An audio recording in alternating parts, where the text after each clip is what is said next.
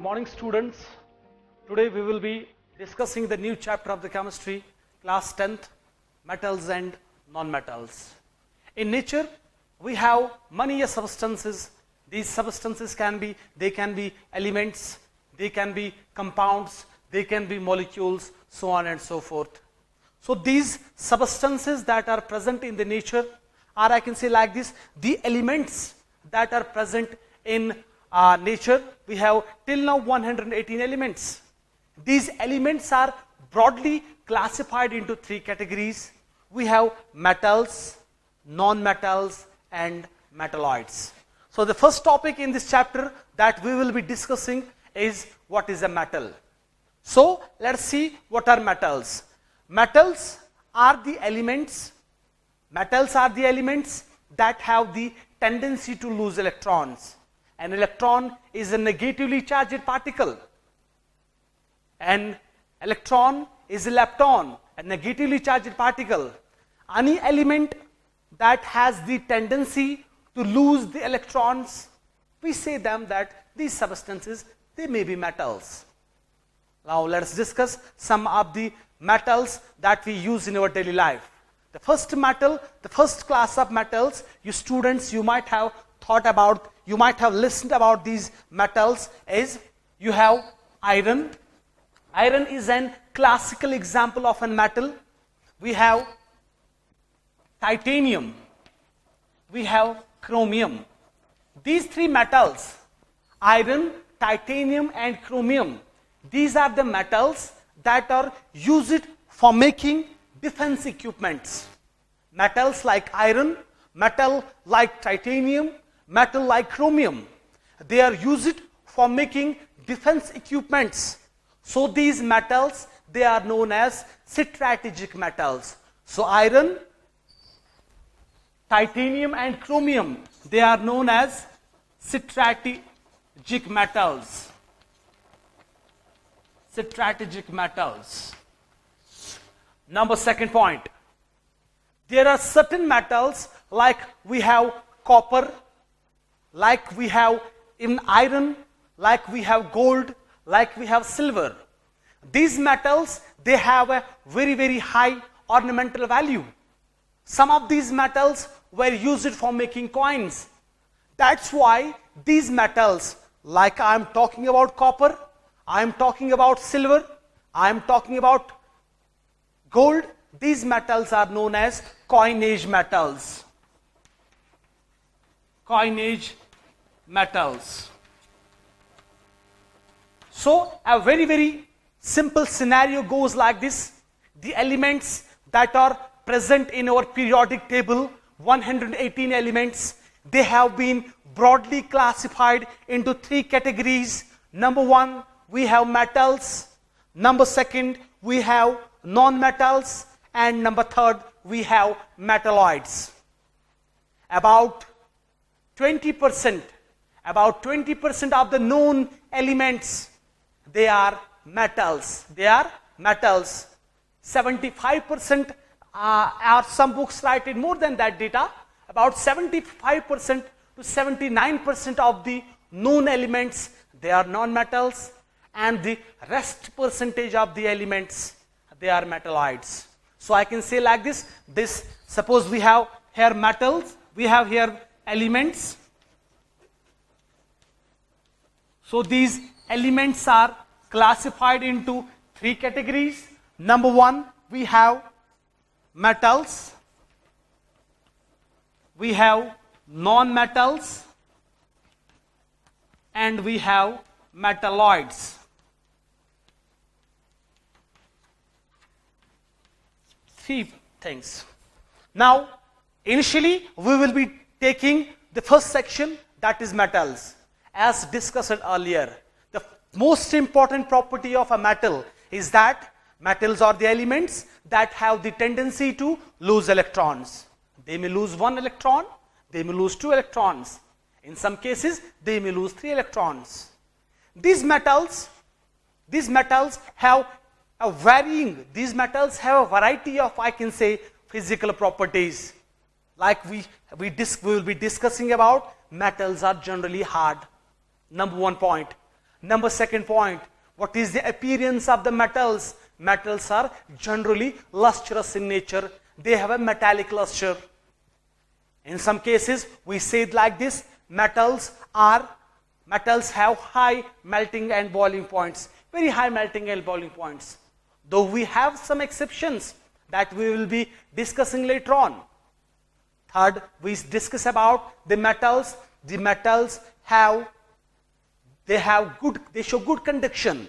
They are good conductors of electricity. They are good conductors of heat.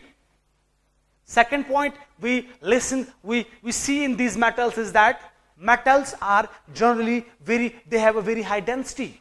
They have a very high density. Metals have greater amount of tensile strength. Tensile strength, it's simply load holding ability, load holding capability, load holding stamina is more, the load holding ability is more present in metals. Thus metals have high tensile strength. We have many more properties that we discuss about the metals. In the lower classes, you might have heard about that metals are generally ductile. What does ductile mean? Metals can be drawn into wires. The property by virtue of which metals can be drawn into wires, it's known as ductility. Simply I can say metals are ductile. For example, there is a data that 1 gram of gold can be drawn into a thin wire of at least length 1 kilometer or 2 kilometer. So metals are ductile. They can be drawn into wires. We have metals, we have their other properties like this. Metals are malleable. What do you mean by malleable? Means metals can be hammered into sheets. Thin sheets of, I can say, metals can be drawn. We have a lot of metals that are malleable. Iron is malleable because we form sheets of iron metals. Aluminium is malleable. Gold is malleable. Silver is malleable. So this property by virtue of which metals can be drawn into sheets, it's known as malleability. Hammered into sheets, it's known as malleability. And the other property is that some metals are sonorous. What does sonorous mean? Means they produce sound. When a metal is stuck with any external force, that metal produces a sound.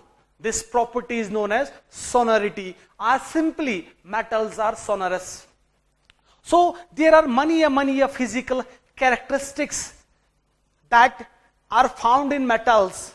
If I am talking about a sample of iron, iron is a classical example of a metal. Iron is initially very hard. Characteristic of a metal. Iron has luster. It's a characteristic of a metal. Iron has high melting and boiling point. Indeed, very high boiling point. Very high melting point. It is a characteristic of a metal. Iron can be drawn into sheets.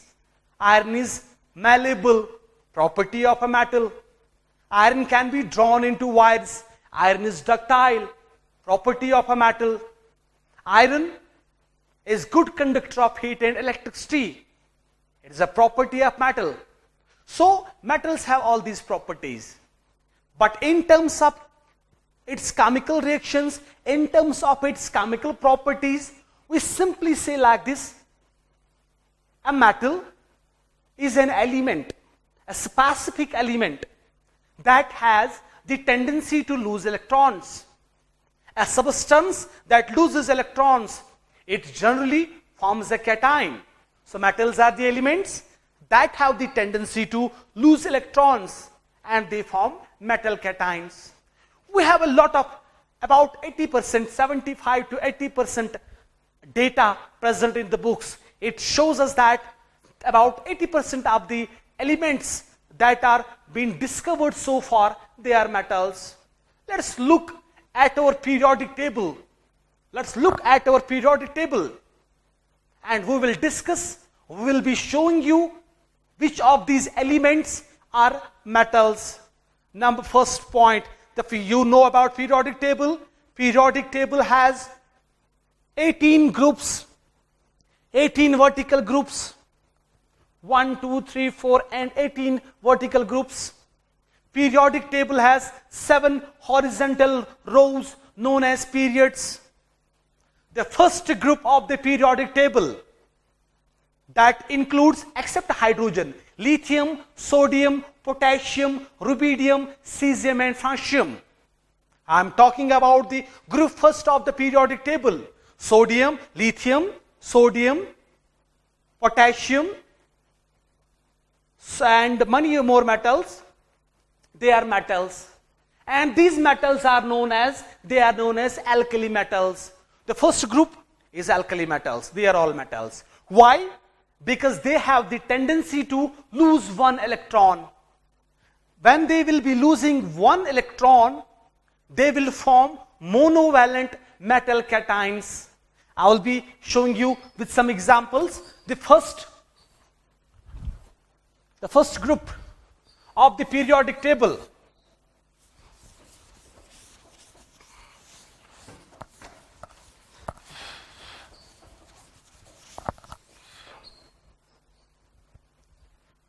Generally, if we have a metal, this is a metal, M is a metal. Metal has the tendency to lose electrons. Metal has the tendency to lose electrons. So, suppose this metal loses n electrons. When any element, it loses n electrons, we say that it acquires n amount of positive charge. So, I will be writing Mn positive. This is your metal, this is your metal cation, and these are the electrons.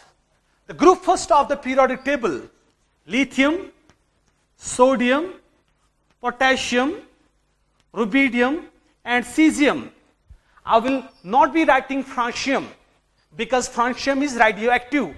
Let's exclude francium from this data. These all elements, these lithium, sodium, potassium, rubidium and cesium, they are alkali metals. They are known as alkali metals. These alkali metals, they have the tendency to lose only one electron. Now there is a question, why they lose only one electron? This is because when these elements lose one electron, their electronic configuration, it matches with the nearest noble gas that have the stable core, electronic core. So let's discuss lithium. It loses one electron, so it will form lithium positive and it will give electron. Sodium will lose one electron, it will form Na positive and one electron. Potassium will lose one electron like this. Rubidium will be losing like this. And cesium will be giving Cs positive plus one electron. These all are monovalent metal cations. Any substance that loses electron, that are known as metals. These metals are known as alkali metals because their bases, the bases of these metals, like base of lithium, lithium hydroxide, base of sodium, sodium hydroxide, base of potassium, potassium hydroxide, their bases are soluble in water. The base that is soluble in water is known as alkali. As their bases are soluble in water, means their bases are alkalis. That's why they are known as alkali metals. They are known as alkali metals. So this is the data of alkali metals. Now after alkali metals, group first of the periodic table, we have the group second of the periodic table. Group first of the periodic table, they lost one electron each. They are losing one electrons and they form monovalent metal cations. While as the group second of the periodic table, beryllium, magnesium, calcium, strontium and barium, they lose two electrons. Any species that loses electron is generally known as metal. These are also metals, but these metals are known as, they are known as alkaline earth metals. Now why earth metals? because they are extracted from earth. These alkaline earth metals, group second of the periodic table, they lose 2 electrons. Each element loses 2 electrons and they form divalent metal cations. So any substance that loses 1 or more electron is a metal. Let's show with some examples. Group second of periodic table, beryllium, magnesium, calcium, strontium and barium. I am excluding here again. In the first group, I excluded francium because francium was radioactive. In this group, I am also excluding barium. I am excluding radium because radium is radioactive. It emits radioactive radiations like alpha rays, beta rays and gamma rays. Now let's discuss what happens with these alkaline earth metals. Beryllium will be losing 2 electrons. It will be forming Be2 positive, divalent beryllium cation, plus 2 electrons. Magnesium is losing 2 electrons. It will form Mg2 positive and 2 electron. The scenario goes like this in every metal. Calcium will be losing and forming divalent calcium ion. Strontium will be losing 2 electrons to form divalent strontium cation. And we have Ba2 positive plus 2 electrons. So we have seen here certain metals that lose 2 electrons. They form divalent metal cations. As already discussed, any metal that loses 1 or more electron, any element that loses 1 or more electron is known as a metal. So we can classify them as metals. There are many more examples of other, I can say, other elements that lose electrons. Suppose I will be giving you here example of iron. Iron loses 2 electrons in some cases and it forms Fe2 positive ion. This ion is known as ferrous ion. When iron is present in +2 oxidation state, we say that ion as ferrous ion. So iron in some cases loses 2 electrons. Iron's physical property match with the properties of metals. So iron is a metal. I have some other examples. Copper. I will be writing here copper. Copper also loses 2 electrons. It forms Cu2 positive ion. This is cupric ion. Sometimes we have zinc. Zinc loses 2 electrons. It forms divalent zinc cation. It is a metal. Similarly, I have some other examples to Au. Au is the symbol of gold. Why is the symbol of gold Au? Because its symbol is taken from its Latin word aurum. Au. Gold loses 3 electrons. So gold will be forming Au3 positive plus 3 electrons. Similarly, I have an example of aluminium. Al is aluminium. Aluminium also loses 3 electrons. It will be forming Al3 positive plus 3 electrons. This is trivalent aluminium cation. Similarly, I have some other examples too. I will be taking example of lead, Pb. Lead sometimes loses 2 electrons. It will be forming Pb2 positive. So we have discussed many metals here that have the tendency to lose electrons.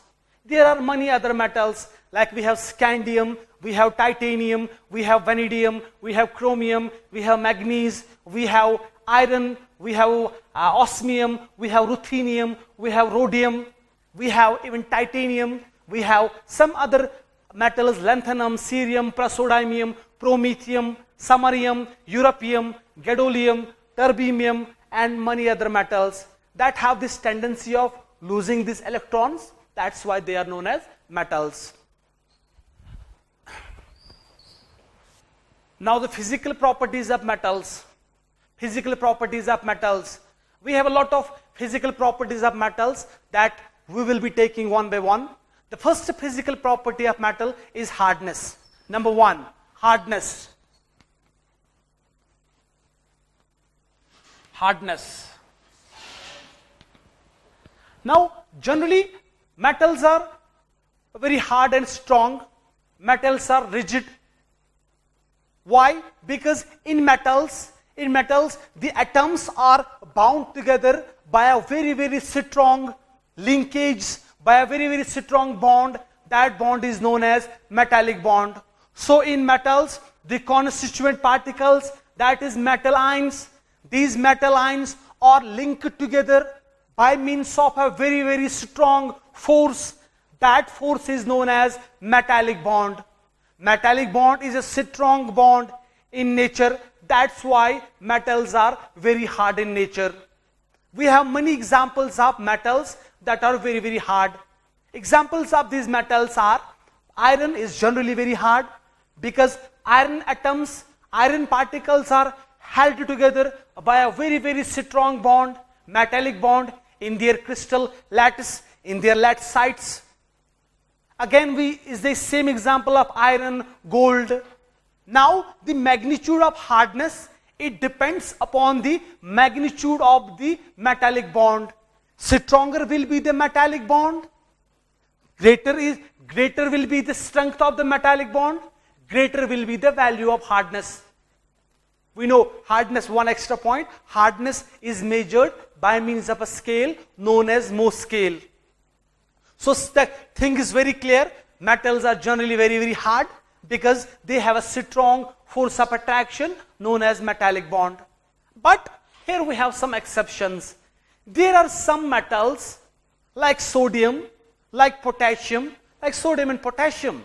They are not very, very hard. They are very soft, delicate. They are too soft that they can be cut by a knife.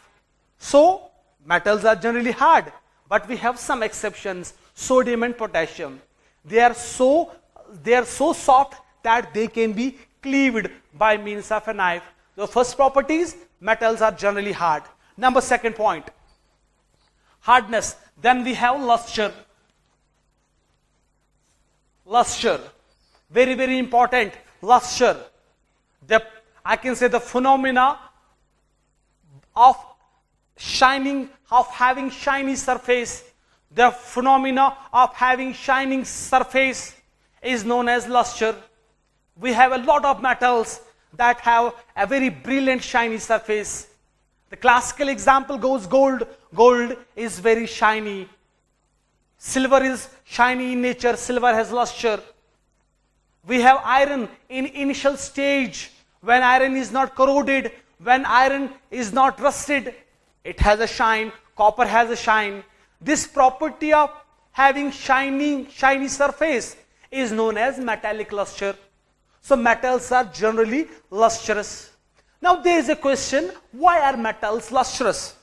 What is the property? What is the inherent property in these metals that make these metals shiny? The basic thing behind this concept is very simple. Actually, metals have electrons in them, free electrons, free movable electrons, free electrons. What are free electrons? These are the electrons that are mobile, means that can move in the external field, even they can move. Listen what happens when sunlight falls on these metals or simply on the free electrons present in these metals. These free electrons absorb the energy from the sun because sunlight in turn is an electromagnetic radiation. According to Planck's quantum law, according to Einstein, that sunlight has energy particles known as photons. Photons are the energy packets that are present in the sunlight. These electrons, they absorb the energy from the incoming photons of the sunlight. As a result, what happens? These electrons, when they absorb energy, they get excited. In the excited state, from their normal state to excited state, they absorb energy.